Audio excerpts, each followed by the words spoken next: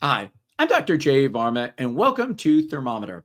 On this channel, I check the temperature of health in the United States and around the world and give you expert insights on infectious diseases and public health. This is our weekly episode of Inside Outbreaks. And on these episodes, I review the latest outbreaks of infectious diseases, outbreaks that you need to know about. And I do this with my friend and colleague, Dr. Jon Epstein, veterinarian virologist and disease ecologist who, like me, has spent his career tracking dangerous infectious diseases around all corners of the earth. Thanks, Jon, for joining me today. Thanks, Jay. It's great to see you. Yeah, it's great to be back here today. And today we have an episode. You and I were talking before we began. We had a list of a couple of different outbreaks we want to cover, but we decided this week to only focus on one. And that's because this is kind of an unusual disease that just reared its head again in the news. Mhm. But it's got a really fascinating and storied history. And we think the viewers out there would actually probably appreciate a deep dive into the plague. The plague. Tons of history here. I mean, this is why it's a good one to focus on. And people forget that there are still modern cases of plague. We tend to think of it historically as the one, the Black Death in medieval times. But no, we still see cases, which is why we're talking about it, right? Yeah, and plague is one of those words that, like, I guess, like Xerox, now Yeah. even Google, has just made it into our regular lexicon, right? People talk about, is this the next plague? Or, COVID is the respiratory plague. But it turns out plague is actually its own specific disease with a really fascinating and dark and dangerous history, but it's now reared its head again. So the reason we're talking about it is that in Arizona, in a county called Coconino County, health officials there recently reported that they have confirmed that a county resident died from a case of the plague. And this is a type of plague called pneumonic plague, which is Mhm. basically plague pneumonia. And it's caused by the same bacteria that causes the bubonic plague, that can cause plague in your bloodstream, called Yersinia pestis. And the diagnosis was confirmed on July 11th. And it's the first recorded death in this county since 2007. When at that time, an individual got the plague from contact with a dead animal. And this got a lot of headlines around the news, because, of course, that term plague really sparks fear in people's memory. And pretty much everybody at some point in their life has heard of the history of plague. So, Jon, let's start with just some very basics at the outset. What actually is plague? What is it caused by? And how do people get it? Okay. So this is good. This is a bacterial disease. And like so many diseases we've talked about on the show, it is zoonotic. So it does have an animal reservoir, which we'll get to. But as you mentioned, there's two types of plague, right? You can get bubonic plague, which is what we often associate with the sort of medieval historical archetypal plague. And that is plague that infects your lymphatic system, causes inflamed lymph nodes. Those are the buboes or the swellings that are characteristic of that. And then there's pneumonic plague, which is what we're talking about here in Arizona. And that's a respiratory version. And the reason that one is particularly deadly and worrisome is it can spread through droplets. So it can spread through human to human contact rather than how people typically would contract plague is being bitten by fleas that have fed on the animal reservoir, which are rodents. Rats tend to be a major reservoir. Your common everyday rat can carry plague. And when a flea bites that rat and the rat happens to be infected, the blood meal that the flea takes in has the bacteria in it. And then what happens is that bacteria actually causes a gut blockage in the flea. Not to get like too into the weeds on this, but it's interesting because then when the flea goes to bite another animal, it regurgitates to clear that blockage. And that's when it can introduce the bacteria into a new host, which often is people. So most common source of infection is flea bites from fleas that have fed on rats and then get infected and then bite people. And how do people actually in modern era then come into contact? Are they coming into contact with the animals themselves or with the fleas? Yeah, well, it's really interesting. So to get to modern transmission, we should think back to historical transmission just for a second. What's so interesting to me about plague is, from an ecological perspective, historically, it really coincides with the advent of cities. As people started to move into more densely populated, cities, as opposed to being really dispersed, rodents came with us. So we started to have a higher concentration of these synanthropic animals, animals that live very easily in humanized environments. The more rodents we had that were feeding on food waste and carrying Yersinia bacteria allowed it to propagate. And then there was more flea transmission to people. So that's why we started to see these major plague pandemics that coincided with cities and had a lot to do with sanitation. In modern times, plague still exists in rodents. And so there are natural rodent reservoirs that carry Yersinia bacteria. And we have it here in the United States. And that's what people, I think, don't really realize, is that there are rodents in the Midwest and the Western states that carry Yersinia. The fleas still transmit it. But now we also see pets can be vulnerable to plague. And so people can get it from flea bites, from being near rodents, having a rodent infestation, let's say, in their house. But also cats in particular tend to be very susceptible to plague. So your cat might eat a rodent in the yard that's infected with Yersinia, get infected itself. And if you get flea bites that bite your cat and then bite you, same thing, you can get infected that way. Or if you're out in the garden and you find a rodent carcass, or you're handling rodents that are infected, you can get infected that way too. So different ways that we have contact with animals in modern times can expose us to plague.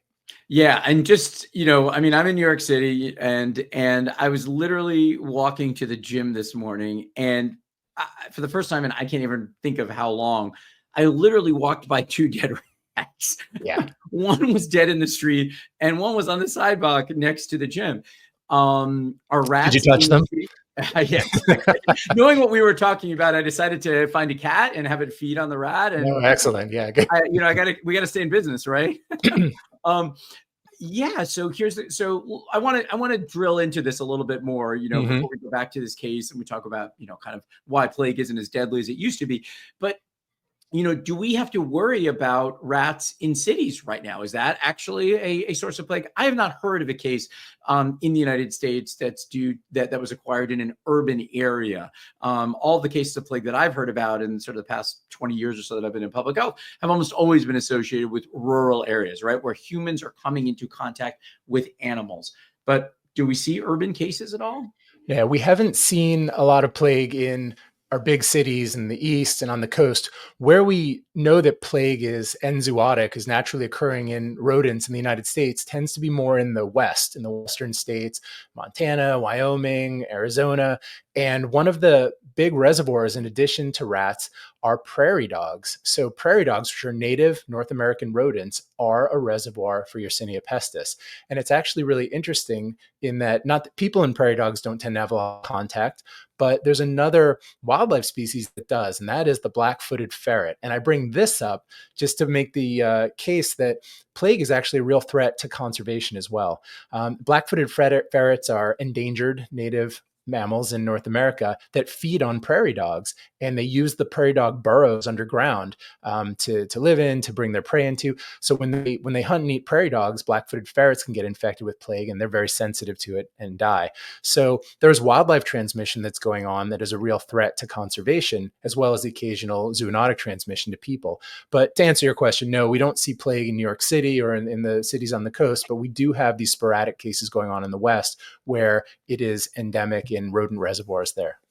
Yeah. So let's get back to this then. Let's go back a little bit to this sort of issue of the plague. And then I want to jump back and forth to the history a little bit, because the history is important here. So what you just described is kind of the way in which most humans are going to come into contact with the plague, because this bacteria, it's a bacteria called Yersinia pestis, lives in rodents. In the United States, it seems to be primarily found in prairie dogs, not in the rats that are running around in our cities, but in these prairie dogs.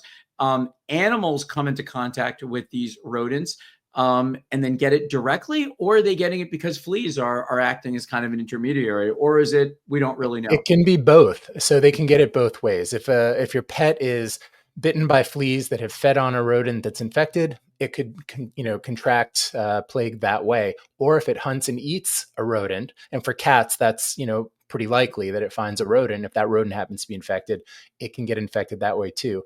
And I should mention, dogs are also susceptible to plague, but they don't get it as badly as cats. It's a milder disease in dogs. There hasn't been evidence of transmission from dogs to humans, but there has been evidence of transmission of pneumonic plague between cats and people. So cats are really more of a risk in terms of plague infection and transmission.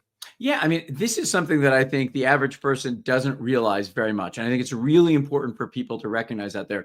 You and I have talked about this a number of times when it relates to influenza, and when it even talks about COVID, about humans and cats spread infections back and forth to each other. But those are respiratory viruses. And, if you've had cats before, you see that cats can sneeze and basically get the sniffles just like humans can. Right. But it turns out it's not just these respiratory viruses. It can be bacteria as well. If your cat is an outdoor cat, they could potentially get this infection either from fleas or from coming into contact with rodents that actually have the plague.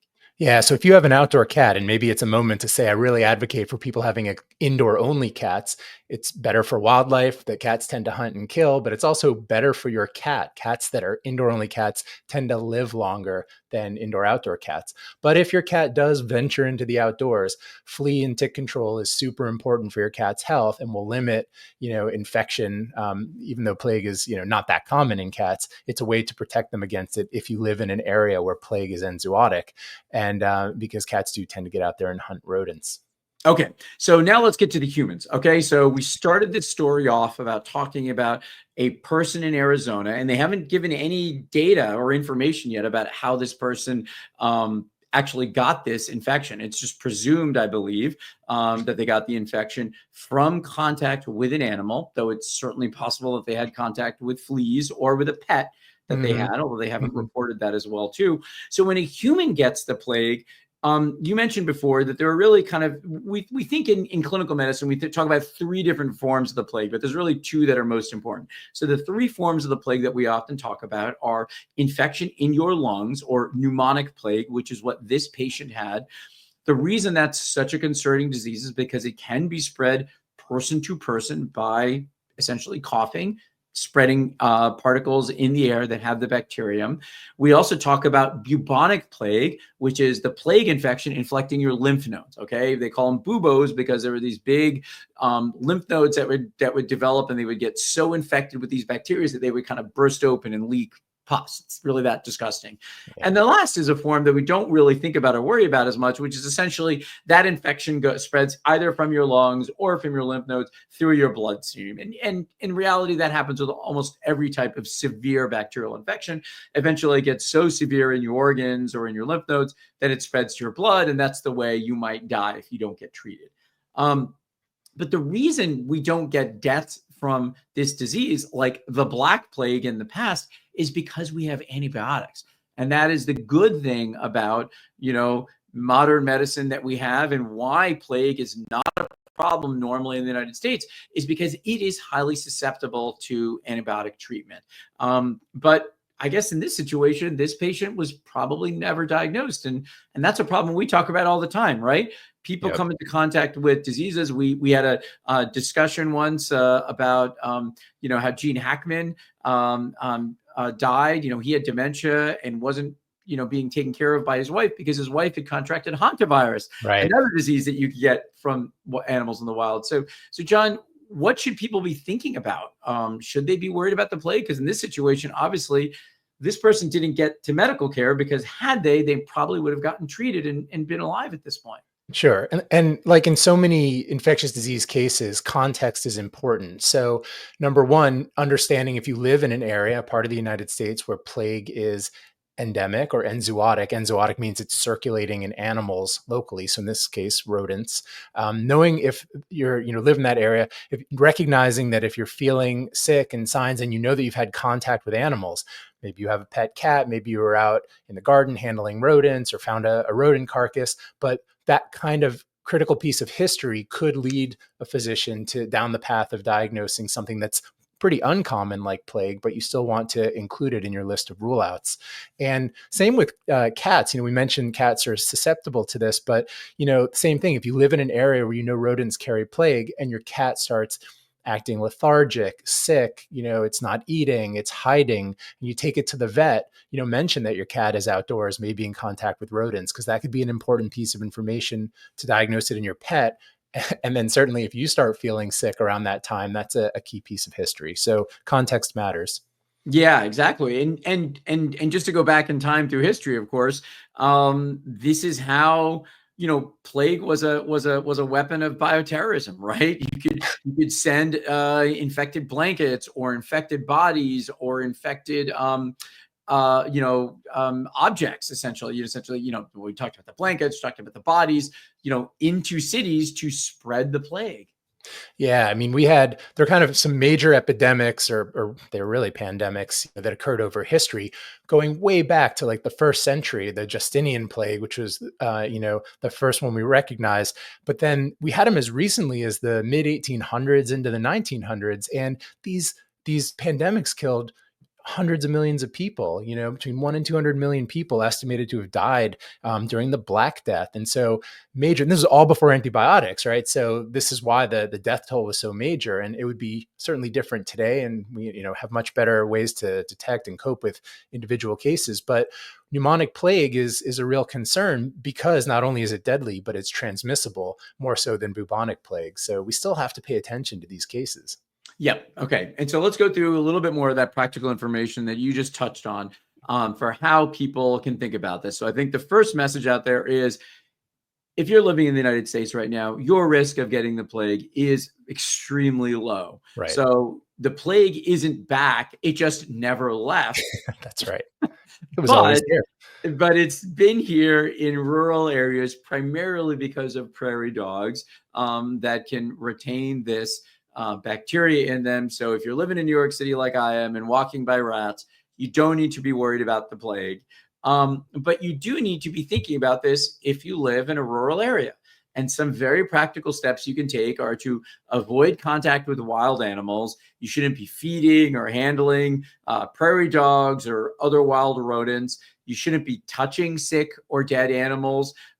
You should be doing what you can to control fleas on your pets. Make sure they're getting the appropriate flea and tick repellents on them.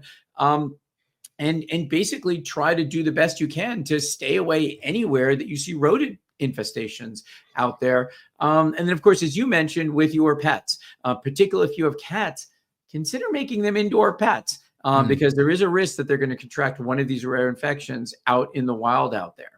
Anything else you want to give our viewers out there in terms of advice of making sure that their risk of plague goes from very, very low to close to zero? So close to zero. No, I think we covered it well. And again, it's just really interesting when we see these occasional sporadic cases. They're worth talking about, because it refreshes our memory and gives us a chance to talk about history a little bit. And remember that even in the United States, we often think these big diseases occur outside the United States, but it's not true. We could talk about anthrax is another one of those, kind of nasty diseases that's bacterial that we think of as exotic, but we have it in the soil here in the US as well. So that'll be for another episode. But just the point being that, we have plague, we have to know that. And doctors who live in areas where plague occurs, I'm sure, are aware and are, understanding that could occasionally be causing some of the disease that they see in patients.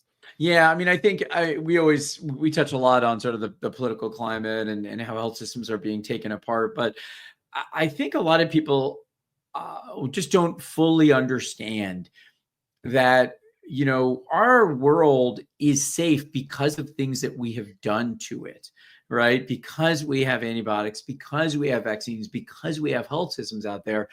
And as we start to take these pieces away, just like a big like Jenga structure, they can always come back again. And that's, I think, why I, brought this topic up and keep talking about, is the plague back, or did it ever never go away? And the reason it appears to have gone away is because we've done things to control these diseases. But if we take them away, if we take away, if we start messing with our environment even more ways than we do, and we take away also the environmental health systems that we have in place and the human health systems that keep us safe, they can always come back again, because the reality is we live in an earth where these things never quite completely go away. They just hide out or go into smaller reservoirs. No, and I'm gonna jump on something you said because the wording was interesting. Our world is also less safe because of things we've done to it. Yeah. So we even more important, our shield, our defenses against infectious disease are tools we've created, but we are also seeing an increase in the frequency of outbreaks and epidemics because of the way we're impacting the environment. So knowing that and knowing that those activities continue globally, it's even more important that we have our defenses like surveillance and our systems that are in place to protect us. So agreeing with your point, but also emphasizing our impact on the environment is what's leading to a lot more Yep. incidents of these infectious diseases. Absolutely. All right, Jon, thank you very much for joining this week. And to everybody out there, if you enjoy hearing about wonderfully happy news like the It's the plague, most uplifting but time of your week, right? interesting things that are really important to us understanding how we interact with the world, how to keep ourselves safe, how to keep our pets safe. Please hit the like button. Please subscribe. Please comment and share this episode with friends of yours. And we'll see you back again next week for another episode of Inside Outbreaks. Be well.